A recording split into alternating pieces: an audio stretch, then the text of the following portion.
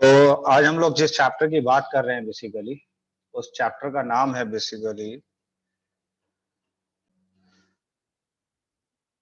तो आज हम जिस चैप्टर की बात कर रहे हैं दैट इज एवोल्यूशन। जी आप बताएं। वो कल जो आपसे वो ऑटोसोमल वाला बताया था, हाँ हाँ, उसमें आपने जीनोटाइप बताया था, तो आपने ए और ए डैश को लेके किया था, उसको एक्स और वाई को लेके एक बार कर दीजिए।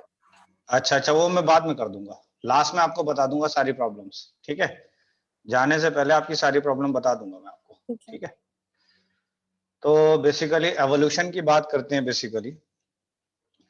तो एवोल्यूशन के अंदर बेसिकली हम लोग तीन चीजें पढ़ेंगे। तो सबसे पहली बात, एवोल्यूशन में हम पहली चीज ये पढ़ेंगे, या पहला क्वेश्चन हमारा ये होगा कि how this universe form, universe कैसे फॉर्म हुआ है।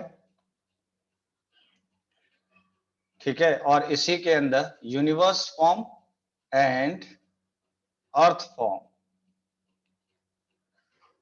तो पहला क्वेश्चन का जवाब हमें एवोल्यूशन में यही तलाशना है कि किस तरीके से यूनिवर्स फॉर्म हुआ है और अर्थ फॉर्म हुआ है।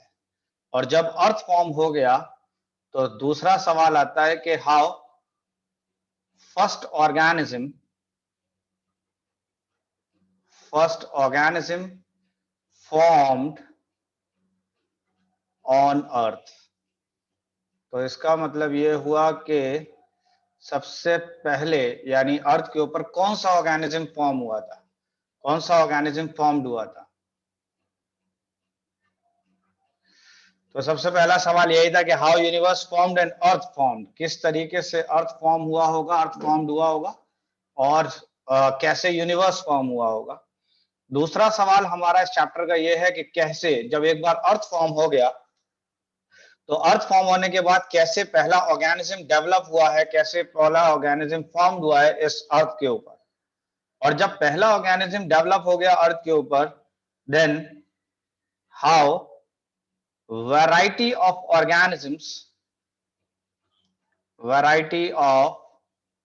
organisms are formed on earth। तो ये बेसिकली तीन सवाल हैं जिसका पता लगाना है हमें एवोल्यूशन चैप्टर के अंदर। तो इसमें पहला सवाल यही है कि किस तरीके से यूनिवर्स फॉर्म हुआ, क्योंकि जब यूनिवर्स फॉर्म हुआ होगा उसके बाद अर्थ फॉर्म हुआ होगा, या यूनिवर्स जब फॉर्म हुआ है तो अर्थ फॉर्म हुआ। और जब अर्थ फॉर्म हुआ है तो अर्थ के ऊपर पहला कैसे ऑर्गेनिज्म आया होगा, फर्स्ट ऑर्गेनिज्म कैसे आया होगा।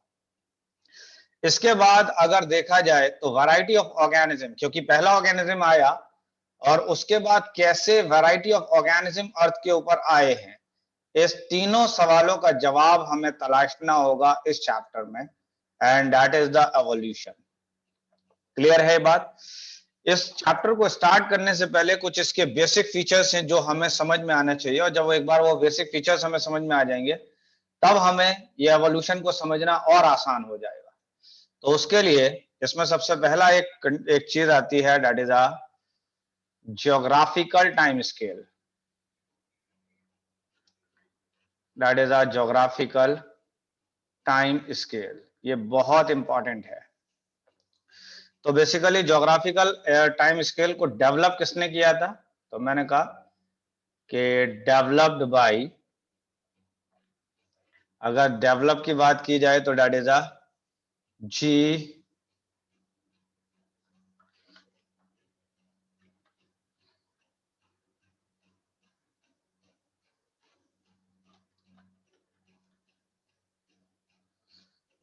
अब्दुइना, इसने डेवलप किया था। तो ये बेसिकली इटली का था, और इस बंदे ने क्या किया कि इसको अरेंज किया है क्रोनोलॉजिकल ऑर्डर में। तो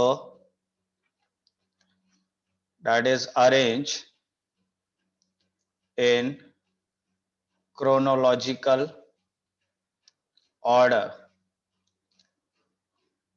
from beginning of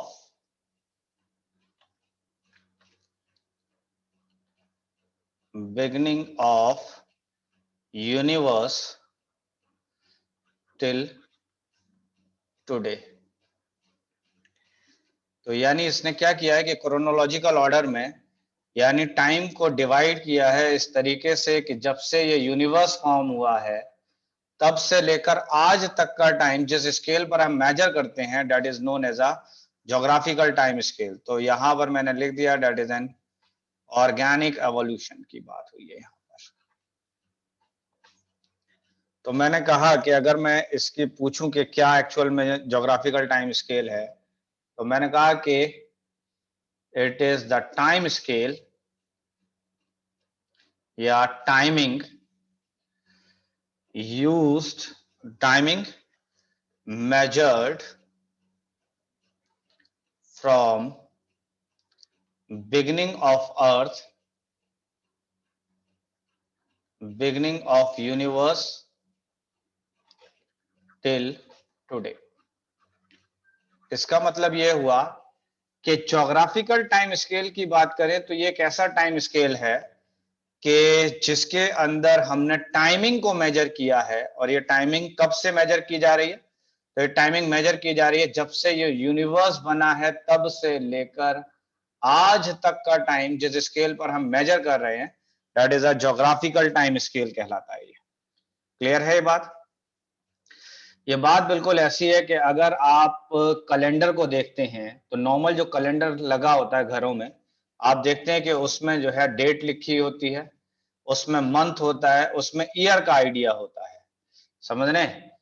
और अगर वॉच देख रहे हैं, घड़ी देख रहे हैं, तो वो बेसिकली प्रेजेंट टाइमिंग के बारे में बता रही है, ठीक है, प्रेजेंट टाइम के बारे में बता रही है। और कैलेंडर की बात करें तो ये ईयर्स के बारे में बता रहा है। लेकिन इसी तरीके से एक और स्केल होता है जिसको हम कहते हैं ज्योग्राफिकल टाइम स्केल। और ज्योग्राफिकल टाइम स्केल बेसिकली ये वो टाइमिंग मेजर कर रहा है जब से ये यूनिवर्स फॉर्म हुआ है, समझ रहे हैं? तब से लेकर आज तक का टाइम जिस स्केल पर हम मेजर कर रहे हैं that time scale is known as a geographical time scale. ठीक है, ये बात अगर देखी जाए ज्योग्राफिकल टाइम स्केल की तो अगर देखा जाए तो मैंने कहा कि इट हैव, इसके अंदर क्या क्या होगा? तो इसके अंदर बेसिकली एरा होगा। एरा डिवाइडेड है किसके अंदर? दैट इज अ पीरियड्स के अंदर। एरा डिवाइडेड है पीरियड्स के अंदर और पीरियड डिवाइडेड है इपोच के अंदर। यानी पीरियड किसमें डिवाइडेड है? इपोच के अंदर। अगर कंपेयर करा के दिखाऊं तो ये बिल्कुल ऐसा है जैसे आर है। आर के बाद पीरियड बिल्कुल वैसा ही है जैसे मिनट्स होते हैं और इपोच बिल्कुल वैसा ही है जैसे सेकंड्स होते हैं। तो इसका मतलब ये हुआ कि सबसे बड़ा यूनिट हो गया एरा। एरा के अंदर क्या मौजूद है? That is a period. और पीरियड्स के अंदर क्या मौजूद है? That is an epochs. Clear है? तो अगर यहां पर देखा जाए तो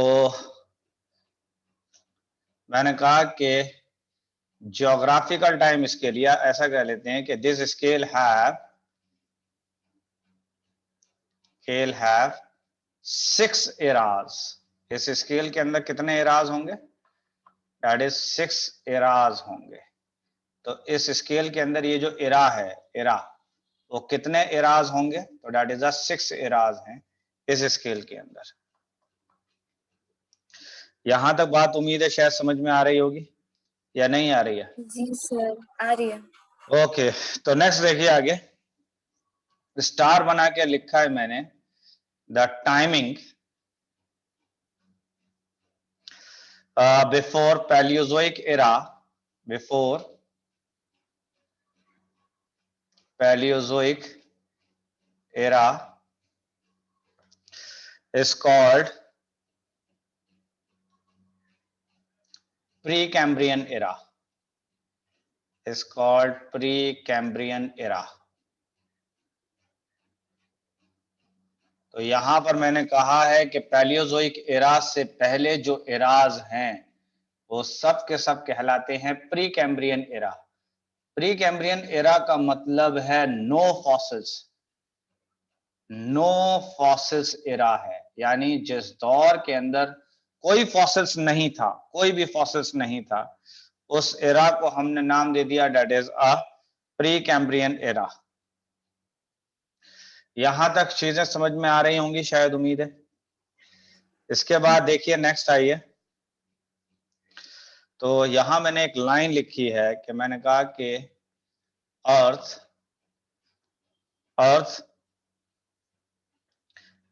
faced various geographical disturbances, that is a geological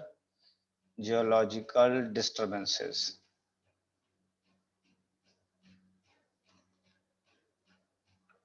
that is earth के ऊपर कई सारे जोग्राफिकल डिस्टर्बेंसेस हुए हैं टाइम टू टाइम, अलग अलग टाइम में, that is time to time.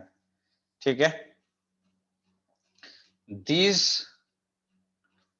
disturbances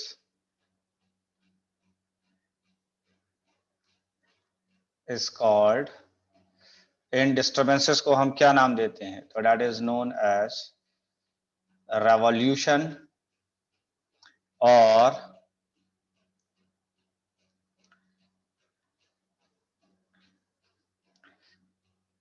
कैटास्लिम्स।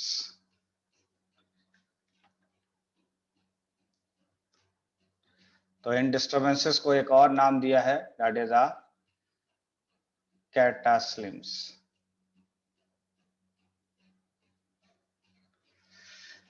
समझ रहे हैं, जो अर्थ के ऊपर डिस्टर्बेंसेस थे उनकी बात हो रही है। अब अगर दिखाया जाए तो मैंने कहा कि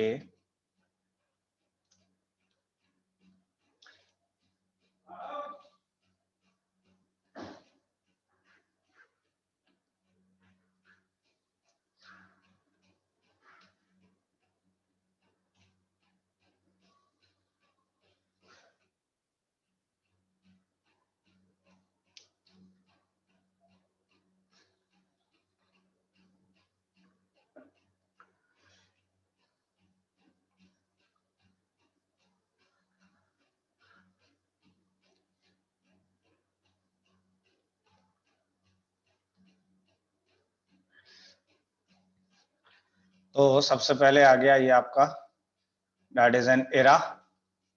एरा किस में डिवाइडेड था?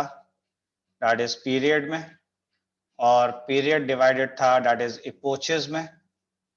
और इपोचेस के बाद में ये पैरा में मैंने लिखा है कि कौन कौन सी लाइफ फॉर्म हुई है अलग अलग एरा के अंदर, दैट इज एन दौर के अंदर। एरा के हिंदी में मतलब होता है दौर के। तो यहां तक बात समझ में आती है आपको?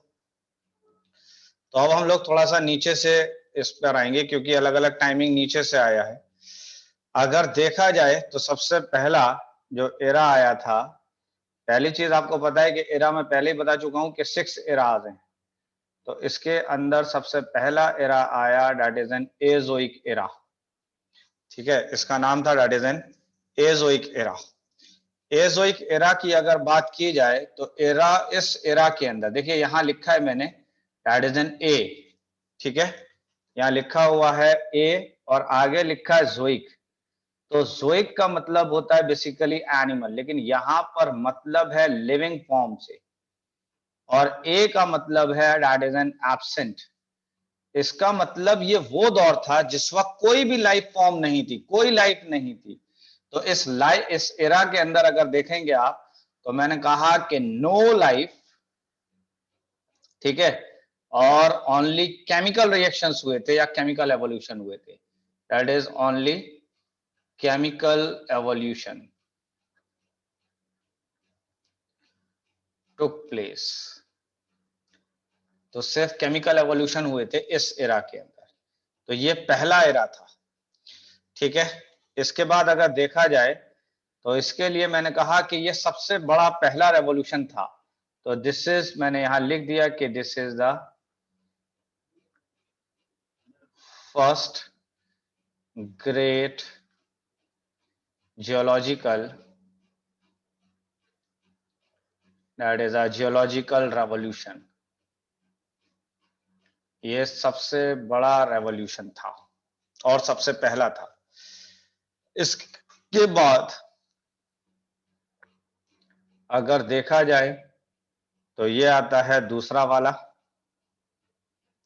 दैट इज अ सेकंड वाला आ गया। सेकंड वाला आया, that is an archaeozoic era, that is an archaeozoic era आया। नाम से ही पता चल रहा है आर्कियो, आर्कियो का मतलब होता है दैट इज अ प्रिमिटिव। तो इसका मतलब इस एरा के अंदर जो ऑर्गेनिज्म आए हैं वो बेसिकली प्रोकैरियोट्स आए, ठीक है, प्रोकैरियोट्स ओरिजिनेट हुए हैं इसके अंदर एंड डोमिनेट्स हुए हैं। डोमिनेट्स का मतलब है कि अर्थ सरफेस पर सबसे ज्यादा इनका कब्जा था, दैट इज अ प्रोकैरियोट्स में। तो अगर देखा जाए तो पहला जो एरा आया था that is N Azoic era, उस वक्त अगर देखा जाए तो कोई भी लाइफ फॉर्म नहीं थी, कोई भी लिविंग ऑर्गेनिज्म नहीं था। और जब कोई लिविंग ऑर्गेनिज्म नहीं था तो आपने उसका नाम दे दिया था एजोइक एरा। उसके बाद सेकंड जो दौर आया है that is an archaeozoic era. Archaeozoic era की अगर बात की जाए तो आर्कियोजोइक एरा के अंदर प्रोकैरियोट्स ओरिजिनेट हुए और इन्हीं प्रोकैरियोट्स ने पूरे अर्थ के ऊपर कब्जा किया है, बहुत तेजी से कब्जा किया है। यहां तक उम्मीद है समझ में आ रहा होगा। तो इसके बाद अगर दिखाया जाए तो मैंने कहा कि ये बेसिकली ये हुआ, ठीक है। इसके बाद अगर देखा जाए तो यहां पर that is a third revolution आया, या थर्ड बेसिकली एरा आया, that is a proterozoic era, that is a proterozoic era. और प्रोटेरोजोइक एरा के अंदर अगर दिखाया जाए तो प्रोटेरोजोइक एरा के अंदर ओरिजिन ऑफ प्रोटोजोआ आए, that is a protozoa. Protozoa का मतलब जैसे अमीबा वगैरह था, ये ऑर्गेनिज्म आए हैं। यहां पर अगर देखा जाए तो बैक्टीरिया वगैरह आए हैं, इसमें बैक्टीरिया आए थे इस वाले में। लेकिन प्रोटेरोजोइक एरा की बात कर लें तो प्रोटेरोजोइक एरा के अंदर आए हैं दैट इज अ प्रोटोजोआ आ गया, दैट इज अमीबा वगैरह, ठीक है, स्पॉन्जेस आ गए, ठीक है, सीलेंट्रेटा आ गए, दैट इज सीलेंट्रेट्स आ गए थे, ठीक है, मोलस्का आ गए थे, दैट इज मोलस्का आ गए थे। तो ये बेसिकली दौर था ये वाला, इस दौर में आए थे ये वाले, दैट इज अ थर्ड वाला हो गया। इसके बाद थोड़ा सा इसको मैं इधर दिखा देता हूं क्योंकि यहाँ जगह कम हो रही है। तो अगर देखा जाए तो एक बार जरा दोबारा से बताइए कि सबसे पहला वाला जो एरा था कौन सा आया था, that is N Azoic era, याद है? एजोइक एरा के अंदर क्या चीज मौजूद था भाई? तो आपका क्या जवाब था कि chemical no life form. Reactions, हाँ जी, कोई भी लाइफ नहीं थी, ओनली क्या था? Chemical reactions. केमिकल रिएक्शन या केमिकल एवोल्यूशन हुआ था, ठीक है, केमिकल एवोल्यूशन टुक्स प्लेस। क्या ये बात सही है? दिस इज फर्स्ट वाला। उसके बाद देखा जाए तो सेकंड कौन सा एरा आया? हाँ जी, Archaeozoic. That is an archaeozoic era आया।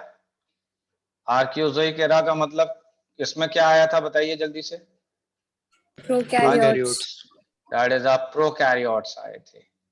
प्रोकैरियोट्स ओरिजिनेट हुए थे,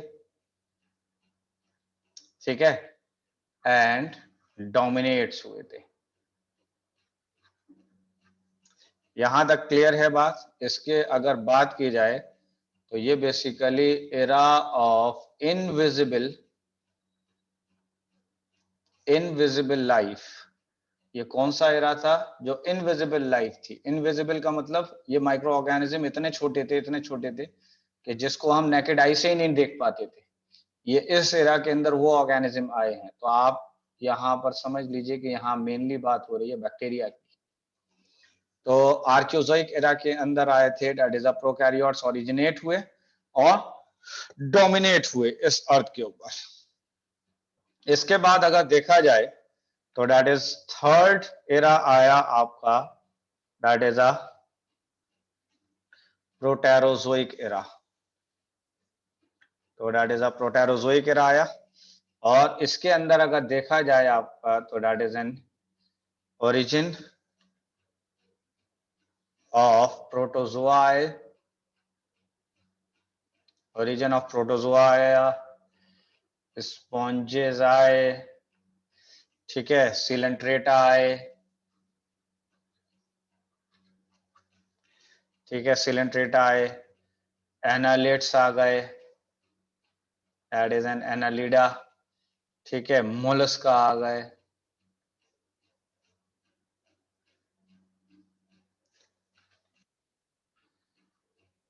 मोलस्का आ गए। तो ये बेसिकली थर्ड एरा रहा। नेक्स्ट आ जाइए, that is the fourth era पर। फोर्थ एरा की बात कर लें तो ये आया, फोर्थ एरा को थोड़ा सा और हम लोग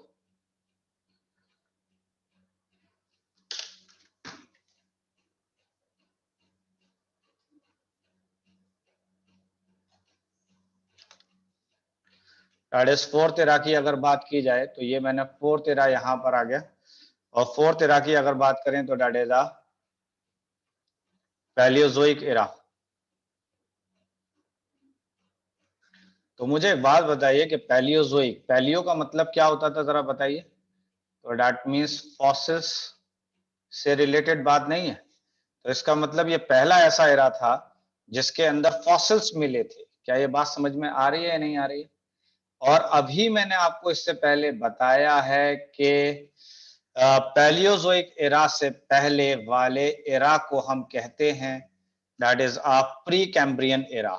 क्या कहलाता है? That is a pre Cambrian era. Pre Cambrian era वो था जिसमें कोई फॉसिल्स नहीं था जमीन में, that is no fossils are found, कोई फॉसिल न पाया गया न बना कोई फॉसिल। तो पैलियोजोइक एरा पहला ऐसा एरा था जिसके अंदर फॉसिल्स का फॉर्मेशन हुआ या फॉसिल्स बने। यहां पर अगर देखा जाए तो मैंने इसको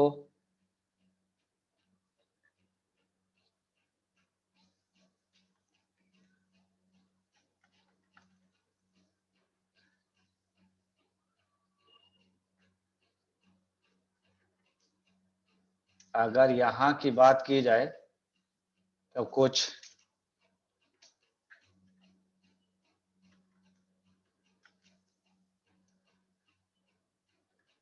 चलिए, फिलहाल मैंने कहा कि इसको मैंने सिक्स पीरियड में डिवाइडेड किया है। तो देखिए अब बात आ रही है यहाँ की पीरियड्स की। तो देखिए पीरियड यहां पर मैंने कहा कि सबसे पहला पीरियड आया that is a Cambrian, that is a Cambrian. उसके बाद आया ऑर्डोविशियन, दैट इज ऑर्डोविशियन आया। ऑर्डोविशियन के बाद आया सिल्यूरियन, सिल्यूरियन के बाद आया डेवोनियन, डेवोनियन के बाद आया कार्बोनिफेरस, और कार्बोनिफेरस के बाद आया दैट इज अ पर्मियन। एक बात ये बताइए कि इसमें से सबसे पुराना वाला पीरियड कौन सा है, ये बताइए। Cambrian. That is Cambrian Cambrian सबसे पुराना है, और पर्मियन जो है ये सबसे नया है। तो इसको मैंने दे दिया कि this one is A, this one is B, this one is C, D, E and F. तो इसका मतलब हम लोग को नीचे से ऊपर की तरफ चलना होगा। तो सबसे पहले आ जाइए कैम्ब्रियन पर। तो कैम्ब्रियन के अंदर क्या चीज आई थी? तो मैंने कहा कि ट्राइलोबाइट आया, दैट इज ट्राइलोबाइट। याद होगा शायद ट्राइलोबाइट किसको कहते हैं। ट्राइलोबाइट का मतलब है that is a fossil of insects है। 10वीं क्लास की किताब में लिखा हुआ है एवोल्यूशन वाले चैप्टर में, that is a fossil of insect were dominated. सबसे ज्यादा कब्जा था अर्थ के ऊपर किसका, इंसेक्ट्स में, दैट इज द ट्राइलोबाइट का। ये किस में आए, तो ये आए बेसिकली कैम्ब्रियन में। नेक्स्ट आ जाइए ऑर्डोविशियन में, तो इसके अंदर मैंने कहा कि एक आए that is a giant Mollusca, बड़े बड़े मोलस्का आ गए, ठीक है। और दूसरा मैंने कहा कि origin of jawless fishes, origin of jawless fishes, यानी इस इरा के अंदर, इस अगर इस पीरियड में देखें दैट इज एन ऑर्डोविशियन के अंदर, तो बड़े बड़े मॉलस्का आए और ओरिजिन ऑफ जॉलेस फिशेस आई, यानी ये फिशेस ऐसी थी जिनके अंदर जॉज नहीं थे। एक और चीज कि that is origin of chordates आया, that is an origin of chordata. तो यहां पर कॉर्डेटा का भी ओरिजिन हुआ है। तो ये था बेसिकली ऑर्डोविशियन के अंदर। ऑर्डोविशियन में एक जायंट मोलस्का आए, ओरिजिन ऑफ जॉलेस फिशेस आई और ओरिजिन ऑफ कॉर्डेट्स आए। नेक्स्ट आइए दैट इज अ सिल्यूरियन पर। सिल्यूरियन की बात करें तो यहां पर मैंने कहा कि ओरिजिन ऑफ फिशेस हुई है, यानी फिशेस का फॉर्मेशन इस सिल्यूरियन पीरियड में हुआ है, ठीक है। और मैंने कहा कि जॉलेस फिशेस वर डोमिनेटेड,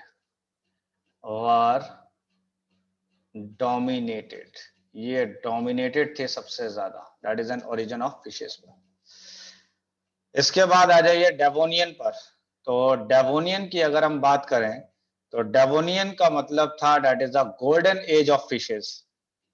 तो this is the golden age of fishes. नाम से ही पता चल रहा है कि सब जैसे गोल्डन एज ऑफ फिशेस आया है, इसका मतलब इस दौर के अंदर फिशेस का सबसे ज्यादा डोमिनेंट होंगी फिशेस।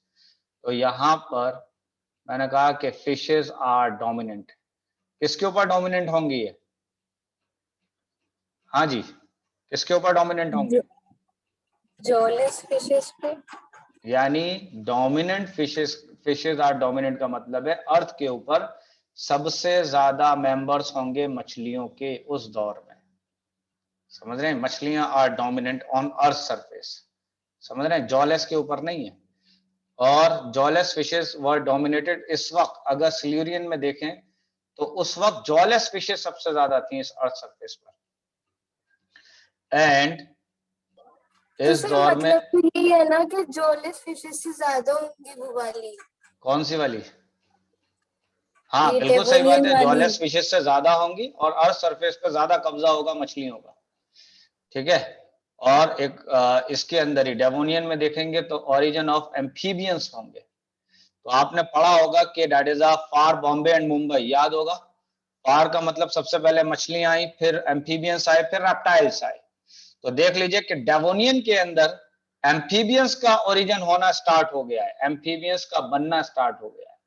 और अगर देखा जाए तो मछलियां डोमिनेंट थी, इसका मतलब मछलियों के बाद एम्फीबियंस आ रहे हैं और एम्फीबियंस के बाद रेप्टाइल्स आएंगे। बात समझ में आ रही है यहां तक।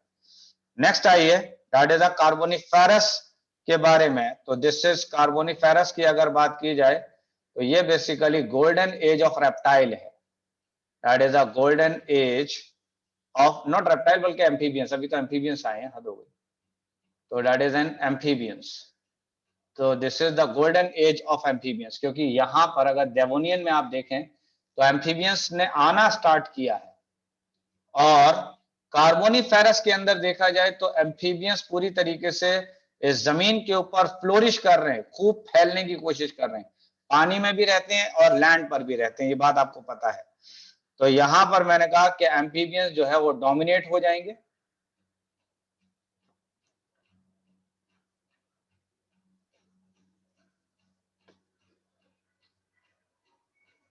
क्या होंगे, दैट इज डोमिनेट होंगे, ठीक है। और यहां पर अगर देखा जाए तो ओरिजिन ऑफ रेप्टाइल्स आ गया, तो इस दौर के अंदर रेप्टाइल्स आ गए हैं। अब ओरिजिन हुआ है, ओरिजिनेट हो रहे हैं रेप्टाइल्स। यहां तक बात समझ में आ रही है। उसके बाद नेक्स्ट आई है, दैट इज पर्मियन पर। आइए पर्मियन पर। तो पर्मियन की अगर बात करें हम, तो यहां पर ओरिजिन ऑफ मैमल्स आए हैं। देख लीजिए, मैमल्स का ओरिजिनेशन यहां पर हुआ है, ठीक है। ओरिजिन ऑफ मैमल्स लाइक, और एक और चीज है कि ओरिजिन ऑफ मैमल्स हुए यहां पर, और इसके अलावा एक और हुए हैं, that is first gymnosperm, first gymnosperms appeared.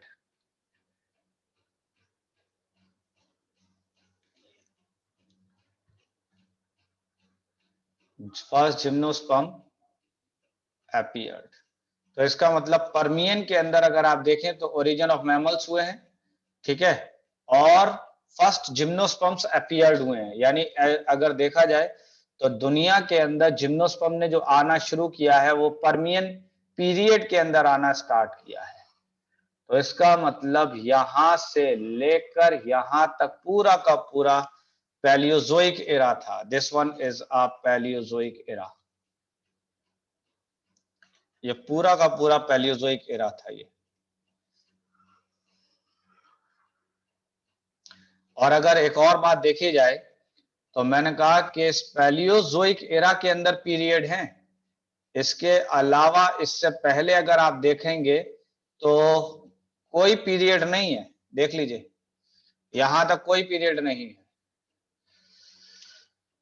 ठीक है। यहां तक कंप्लीट हुआ। आगे बढ़ते हैं हम लोग।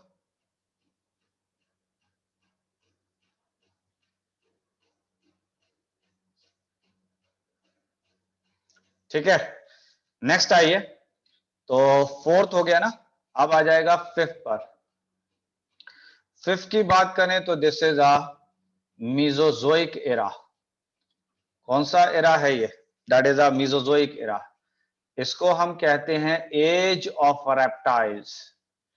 तो मीजोजोइक एरा का दूसरा नाम क्या है, that is an age of reptiles है। एज ऑफ रेप्टाइल्स की अगर बात की जाए तो इसके अंदर 3 पीरियड्स हैं। इसके अंदर अगर आप देखेंगे तो इसके अंदर 3 पीरियड्स हैं। और अगर देखा जाए तो पहला पीरियड आ जाता है, that is a Triassic, that is a Triassic. दूसरा पीरियड आ जाता है, that is a Jurassic. Jurassic जो है that is a golden age of dinosaurs है ये।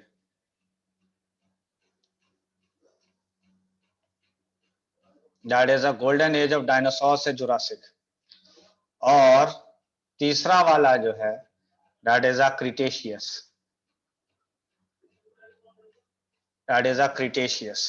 तो मीजोजोइक एरा के अंदर अगर आप देखें तो कितने हैं, हाँ जी, मीजोजोइक एरा के अंदर कितने पीरियड्स हैं, 3 है। कौन कौन से हैं, दैट इज अ ट्राइसेक, जुरासिक और जुरासिक क्रिटेशियस। क्रिटेशियस। एक मूवी आई थी जिसका नाम था जुरासिक पार्क, शायद याद होगा आपको। जुरासिक पार्क जो नाम आया था ये वो दौर था बेसिकली जिसके अंदर दुनिया के ऊपर कब्जा था डायनासोर्स का। समझ रहे हैं, दुनिया के ऊपर किसका कब्जा था, दैट इज डायनासोर्स का। तो सबसे पहले आते हैं ट्राइसेक की बात करते हैं। तो ट्राइसेक में क्या हुआ था, that is an origin of dinosaurs हुए थे। तो दैट इज डायनासोर्स का ओरिजिन होना स्टार्ट हुआ था किसके अंदर, दैट इज अ ट्राइसेक एरा के, ट्राइसेक पीरियड के अंदर। एंड ओविपैरस मैमल का, ओविपैरस मैमल्स दुनिया में आए किस पीरियड में आए हैं, दैट इज अ ट्राइसेक में। किस एरा में आए हैं, तो that is a Mesozoic era में। ओविपैरस मैमल कौन कौन से आते हैं भाई, तो that is a duckbill platypus,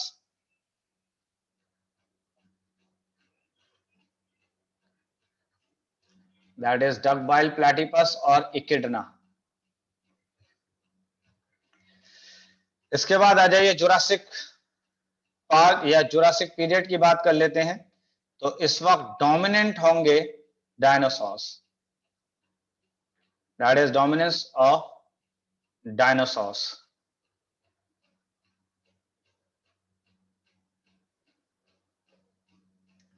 Dinosaurs and first toothed bird आई थी इसी पीरियड के अंदर, ठीक है। दूसरी चीज इसकी के अंदर देखा जाए तो जिम्नोस्पर्म्स एंड फर्न्स, फर्न्स का मतलब है टेरिडोफाइट्स, आर डोमिनेटेड,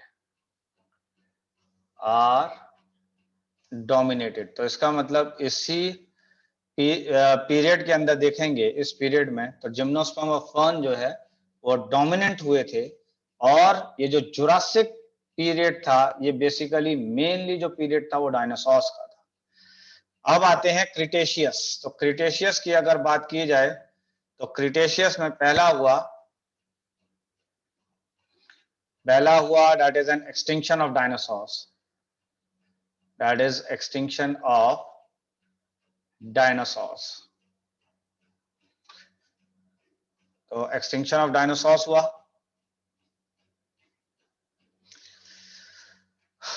एंड आर्कियोप्टेरिस,